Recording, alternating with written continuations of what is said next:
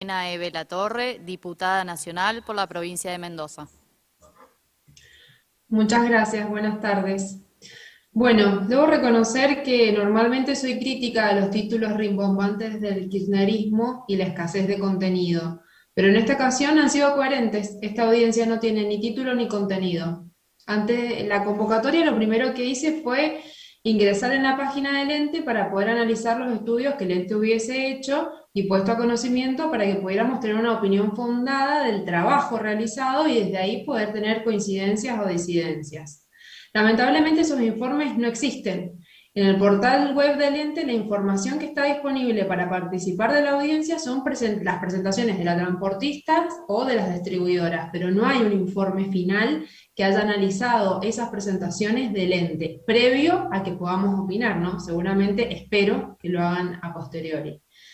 Pero buscando más datos, entonces empecé a leer notas del interventor, porque esto sí hay que reconocer que hay muchas. Son tantas las notas y las declaraciones del interventor que por un momento pensé que estaba viendo su Twitter, no la página institucional del Enargas. Y escuchando esas declaraciones, como también el discurso que dio esta mañana, pude concluir que el trabajo y el informe técnico del Enargas no está, ni creo que vaya a estar. Son todas manifestaciones de buenas intenciones en un romanticismo populista que no nos permite hacer lo que verdaderamente tendríamos que estar haciendo hoy acá en esta instancia de participación ciudadana, que es conocer, además de las pretensiones de las transportistas y distribuidoras, los estudios técnicos del ente que indiquen un diagnóstico de situación, los costos eficientes que las concesionarias deben prever en sus pretensiones según el estudio y el análisis que haya hecho el ente, la rentabilidad que se les reconocerá, si es que se les va a reconocer, los planes de inversión y de mantenimiento a las que se les va a exigir, a los que se les va a obligar, aún en un periodo de transición. La incidencia de los demás elementos componentes de la tarifa, como el que analizamos en la audiencia de ayer, en una proyección que el ente tenga en función de sus propios estudios. Las simulaciones de por lo menos una categoría por cada segmento de usuario de los posibles impactos y de la progresividad que va a tener en esta transición, entre otras cosas mínimas. Bueno, lejos de esto, el interventor esta mañana dedicó un valiosísimo tiempo a conceptualizar y a demostrar públicamente y sin ningún tapujo que el Enargas ya no es un ente autárquico, es un ente político. Ante tremenda ignorancia o, bueno, quizá desinterés, y ya que no puedo valorar los informes técnicos en los que haya trabajado el ente durante el 2020, si es que los hay porque no están a disposición, voy a intentar contextualizar normativamente el escenario de inconstitucionalidades en el que se celebra esta audiencia, que no es más que una puesta en escena vacía de contenido, direccionada a legitimar la discrecionalidad con la que van a incumplir el marco regulatorio vigente. El marco regulatorio del gas, la ley 24076 del 92, gobierno peronista, para ser completa en la información, que además de que además de regularizar el régimen de concesiones, lo que vino a hacer fue privatizar la empresa gas del Estado, empresa estratégica si las había, establece en los artículos 38 y concordante los principios tarifarios, es decir, ya existen los principios tarifarios, hay que cumplirlos. Escucho en las presentaciones anteriores y sobre todo en la presentación que hizo el interventor al inicio, mucha repetición de los principios de las tarifas, que tienen que ser justas, razonables y asequibles, con lo que comparto totalmente, estamos de acuerdo.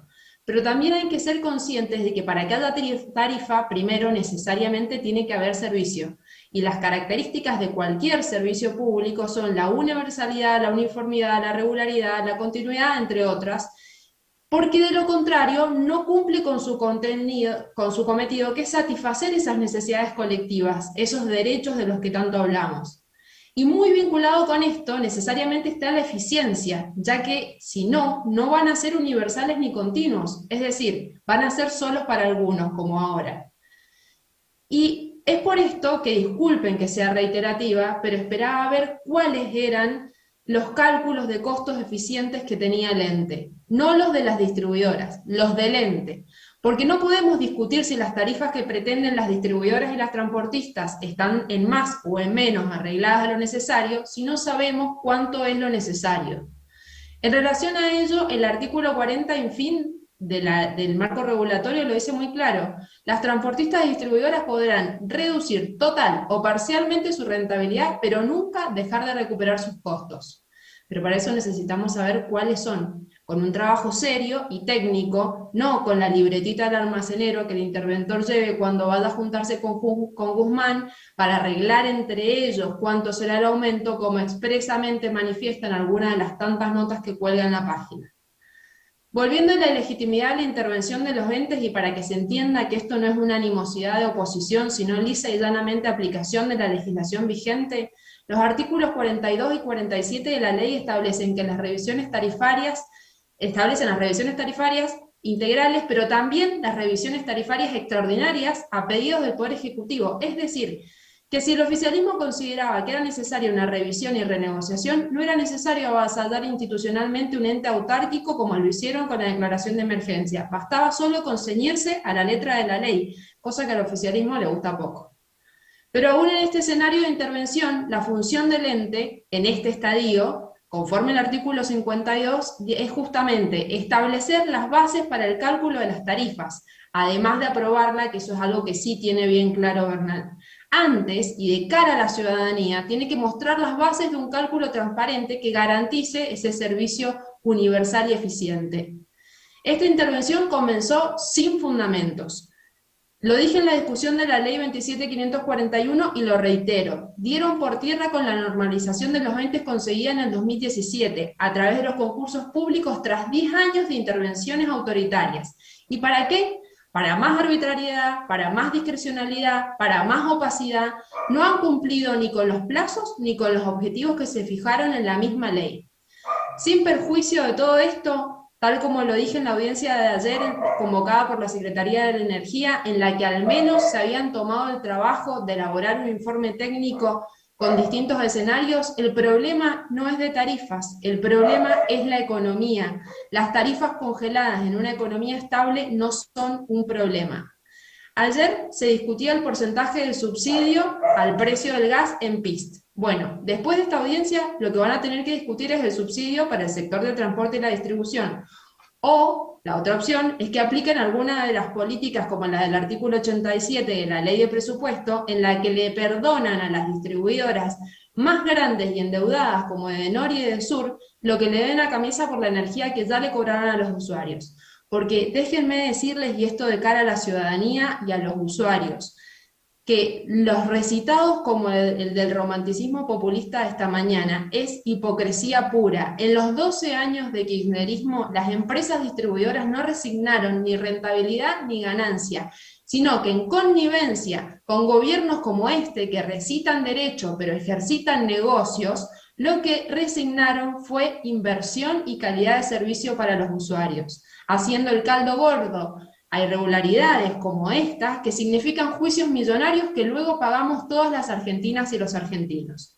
Entonces, ¿son necesarios los subsidios? Sí, pero ordenados a la producción y mayor inversión para que cada vez más argentinas y argentinos puedan gozar del derecho a una conexión de gas segura y con tarifas razonables, y no dirigidos a sostener votos a costa de resignar inversión, lo que implica que en muchos lugares de la Argentina, aún hoy, hayan restricciones para el acceso al servicio, como acá, en el departamento de San Rafael, en la provincia de Mendoza, por la falta de inversión. Y para terminar, le dejo al interventor dos artículos que quizás pasó por alto en el marco regulatorio. El 48 dice, sin perjuicio del cálculo de las tarifas que debe efectuarse de acuerdo con la metodología del artículo 38 y 39, el Poder Ejecutivo Nacional propondrá al Congreso otorgar subsidios, los que deberán ser explícitos y contemplados en el presupuesto nacional. Porque el presupuesto, señor interventor, no es una estimación del que después se acomoda, como también ha dicho. El artículo 52, inciso S, dice, es obligación del ente someter anualmente al Poder Ejecutivo Nacional y al Congreso de la Nación un informe sobre las actividades del año y sugerencias sobre medidas a adoptar en beneficio del interés público, incluyendo la protección de los consumidores y el desarrollo de la industria del gas natural. Es por esto que lo esperamos en el Congreso. Muchísimas gracias.